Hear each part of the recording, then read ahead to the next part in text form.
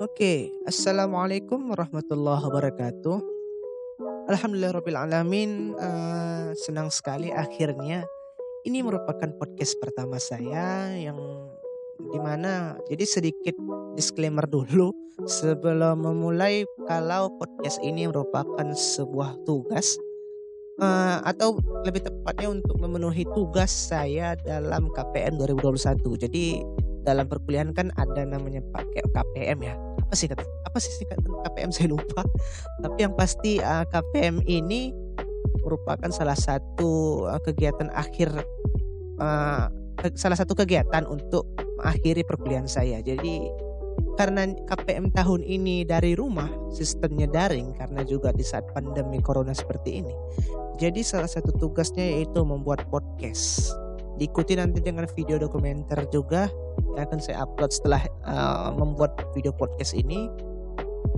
Oke, tanpa berlama-lama langsung saja pada kesempatan kali ini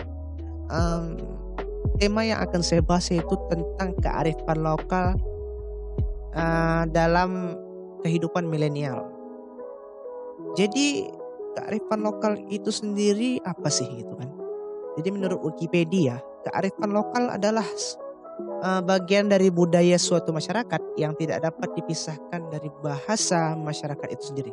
Kearifan lokal atau dalam bahasa Inggrisnya local wisdom biasanya diwariskan secara turun-temurun dari satu generasi ke generasi melalui cerita dari mulut ke mulut.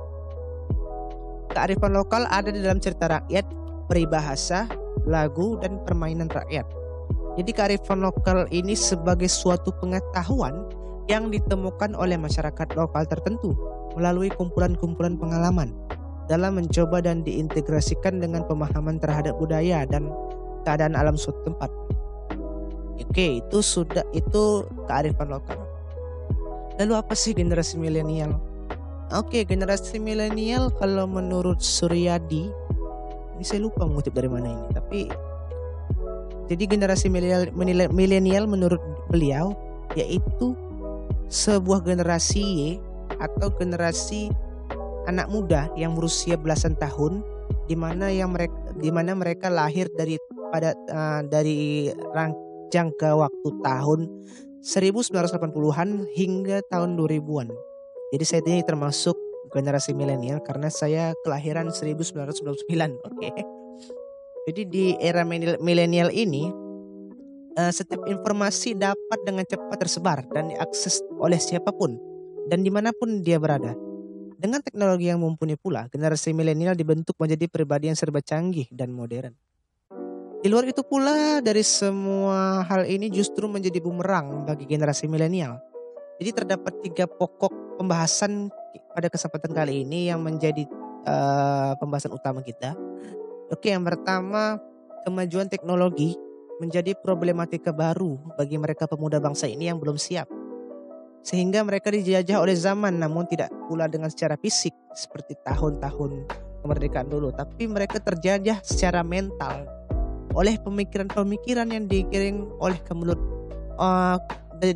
pada kemelutnya pornografi, narkotika, miras, dan lain sebagainya.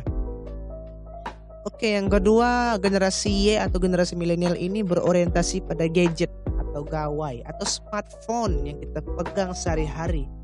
Yang tidak dapat kita pungkiri bahwa informasi yang kita dapat sehari-hari itu tidak diserap yang merupakan informasi global, informasi dunia yang pastinya memuat budaya-budaya dan gaya hidup bangsa asing di luar sana. Hal ini mendorong masuknya budaya-budaya asing ke dalam negeri yang dalam pandangan generasi muda itu merupakan hal yang kekinian atau modern dan menganggap budaya lokal menjadi segala sesuatu ketinggalan zaman. Globalisasi meleburkan batas-batas budaya suatu bangsa dan menyebabkan dunia seakan-akan menyatu menjadi kampung global yang budayanya ialah budaya global yang pastinya merupakan cangkokan budaya-budaya negara barat atau negara maju. Derasnya arus globalisasi perlahan namun pasti membuat generasi muda di Indonesia asing terhadap budaya sendiri.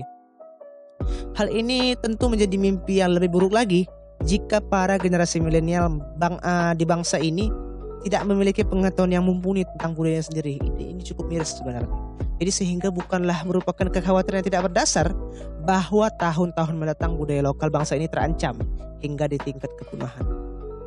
Nyatanya dalam konferensi internasional di bidang bahasa, sastra dan budaya atau lokal laterals yang diselenggarakan di Auditorium Widya Loka Universitas Brawijaya menyebutkan dengan jelas bahwa ada 12 bahasa lokal di Indonesia telah punah.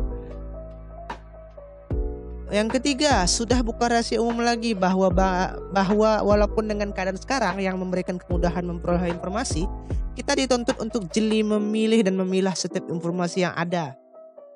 Sebab dengan sangat mudah bagi orang-orang yang tidak bertanggung jawab di luar sana untuk menyebarkan informasi yang berupa hoax atau berita bohong lebih tepatnya untuk menjatuhkan pihak-pihak tertentu maupun opini-opini yang mampu menguntungkan pihak-pihak tertentu pula. Jadi di zaman sekarang ini kalau kita sering lihat ya kan di tahun 2021 ini sering kita lihat di HP, di internet banyak sekali hoax-hoax yang bertebaran di luar sana. Kita saking banyaknya hoax ini kita kadang sulit memilih mana yang benar-benar berita yang asli, mana juga berita yang palsu. Oke, di era milenial ini pula peran internet menjadi peran yang sangat masif di kalangan masyarakat. Berdasarkan data dari cnnindonesia.com, saat ini pengguna internet di Indonesia telah mencapai 65% dari total populasi kita sekarang.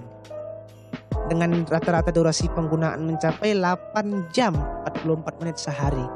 Wow, bisa dibayangkan. Kita setiap hari pegang smartphone atau pegang handphone kita itu sudah hampir rata-rata 8 jam. Nggak terasa loh. Saya juga kadang main handphone nggak terasa sampai waktu yang selama itu. Jadi selain memudahkan dalam mengakses informasi tertentu, tidak dapat dielakkan juga bahwa internet juga memang merupakan keran masuknya budaya asing. Durasi 8 jam 44 menit sehari itu dengan penggunaan internet sebesar 65% dari total populasi merupakan angka yang terbilang fantastis, sehingga wajar saja jika budaya lokal semakin mewabah di Indonesia. Nah, dalam perkembangannya, internet memberikan berbagai layanan komunikasi yang paling sering dikunjungi akhir-akhir ini seperti Instagram, Twitter, WhatsApp, TikTok, dan beberapa media sosial lainnya. Setiap orang dapat dengan mudah berbagi pengalaman di sana atau membuat tulisan-tulisan apa saja di sana. Jadi hal ini mendorong terjadinya pertukaran informasi secara global dengan sangat cepat. Dengan kondisi yang seperti ini, para pemuda generasi milenial seharusnya tidak kehilangan akal sehat tentunya dalam rangka mengembalikan posisi kearifan lokal yang mulai tergeser oleh budaya-budaya asing. Tidak cukup sampai di situ pula, juga dibutuhkan jiwa-jiwa kreatif yang mampu menjawab tantangan seperti ini di zaman ini. Jadi untuk mempublikasikan kearifan lokal ini sebenarnya tidaklah cukup dengan cara-cara yang old school atau cara-cara lama yang dimana menuangkan pada halaman-halaman buku bacaan ataupun majalah. Karena menurut pandangan kita hal itu sudah terlalu kuno untuk diterapkan. Jadi akan menjadi solusi yang brilian pula jika kearifan lokal ini dipropagandakan dengan cara-cara yang milenial pula, yaitu dalam bentuk-bentuk tulisan yang dibagikan di media sosial atau membuat karya ilmiah atau membuat bacaan santai di jejaring sosial, di blog, di status Facebook atau dimanapun itu yang gampang diakses anak muda sekarang ini. Aksi ini dapat membantu kita mengedukasi nilai-nilai kearifan lokal yang mampu mereduksi risiko terjangkit budaya-budaya asing yang merugikan. Oke, mungkin pembahasan kita hanya sampai di sini karena sudah banyak yang kita bahas pada pembahasan kali ini. Jadi sebelum kita akhiri, karena ini podcast saya rekam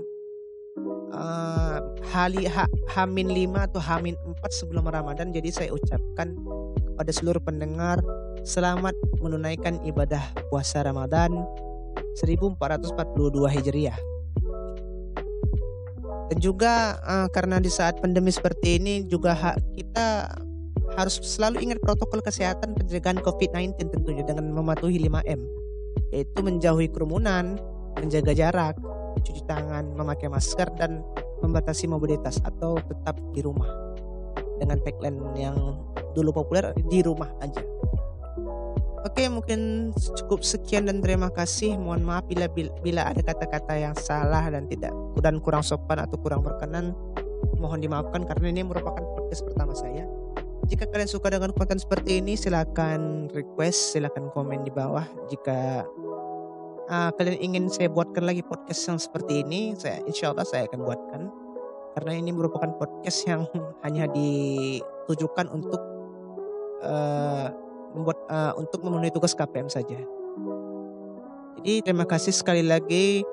Wabillahi taufiq wa hidayah. Assalamualaikum warahmatullahi wabarakatuh.